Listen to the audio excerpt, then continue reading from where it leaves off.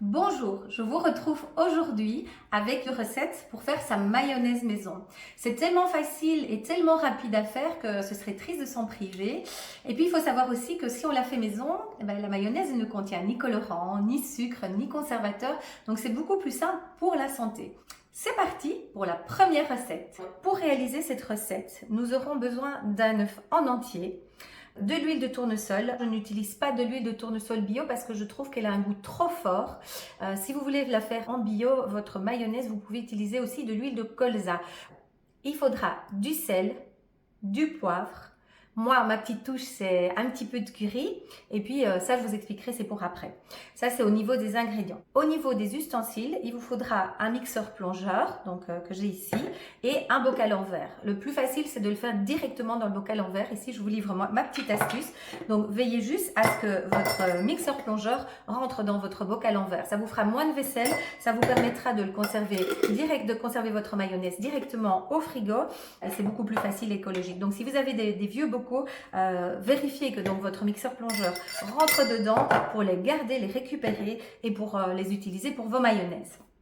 Donc, ce qu'on va faire, on va commencer par casser l'œuf et le mettre en entier dans le bocal.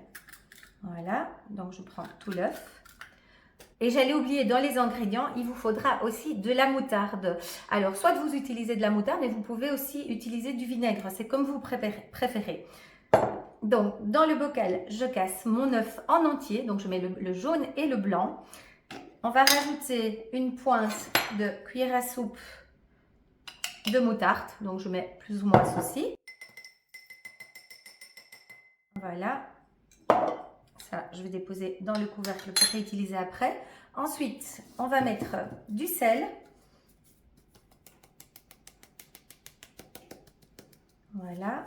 Du sel, vous pouvez toujours en rajouter après s'il n'y a pas assez. Du poivre. Donc, moi ici, j'utilise du poivre au moulin. Ben, vous pouvez très bien utiliser du poivre déjà moulu. Alors, comme j'ai dit, ça, c'est ma petite touche personnelle. Vous n'allez pas le goûter, mais je trouve que ça donne une petite saveur à la mayonnaise. C'est une petite pointe de curry. Donc, ici, je viens juste tapoter pour mettre l'équivalent de, je vais dire, voilà, l'équivalent d'une petite demi-cuillère à café. Et là-dessus, on va verser l'huile. Donc l'huile, je vais la verser, alors je ne sais pas si on voit bien ici, je vais bouger mes ingrédients. Donc l'huile, je vais la verser jusqu'au moins le milieu du bocal.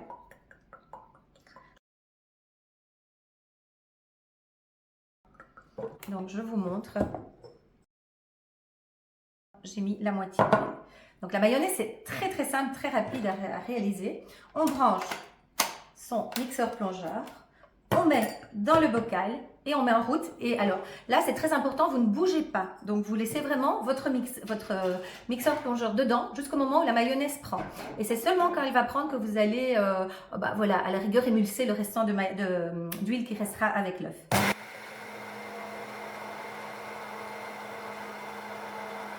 on voit la mayonnaise commence à monter.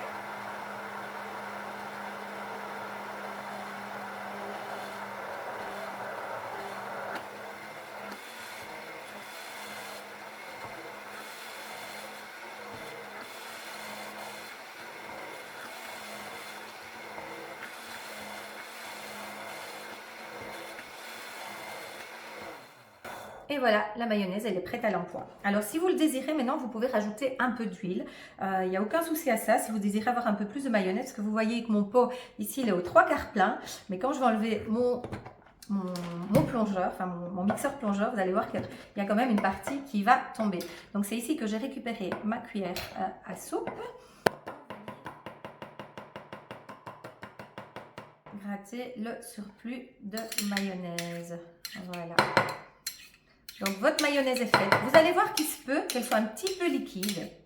Peut-être pas assez épaisse à votre goût. Sachez que si vous la faites à l'avance et que vous la mettez au frigo, naturellement, elle va elle va s'épaissir. Donc, je pense que c'est l'huile qui prend une autre texture au froid, qui va durcir au froid. Voilà, elle n'est pas très solide comme une mayonnaise qu'on achèterait dans le commerce. Donc, je vous montre. Voilà, la belle mayonnaise. Et votre mayonnaise est prête en un tour de main. Un petit secret. Délicieux. Pour moi, il manque rien, ni sel, ni poivre, ni quoi que ce soit. C'est que je rajoute des petits morceaux de cornichons. Alors, même les personnes qui n'aiment pas les cornichons, ils adorent la mayonnaise comme ça. Donc, ce que je fais, tout simplement, je prends 3 cornichons moyens, vous voyez ici. Voilà. Hop. Je vais les couper en tout petits morceaux.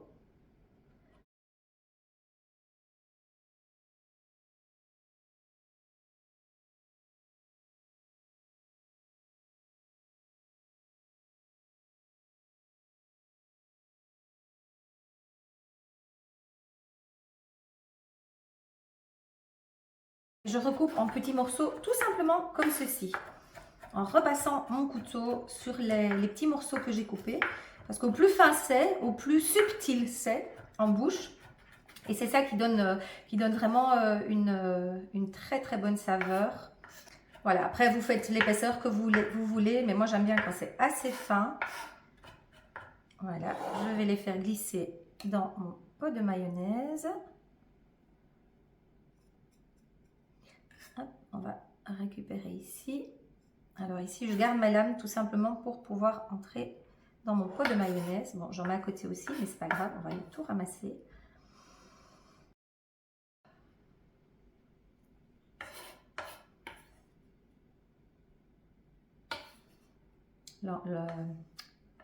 L'ouverture n'est pas très large. Voilà. Donc, j'ai mis mes petits morceaux de cornichons et on va tout simplement mélanger.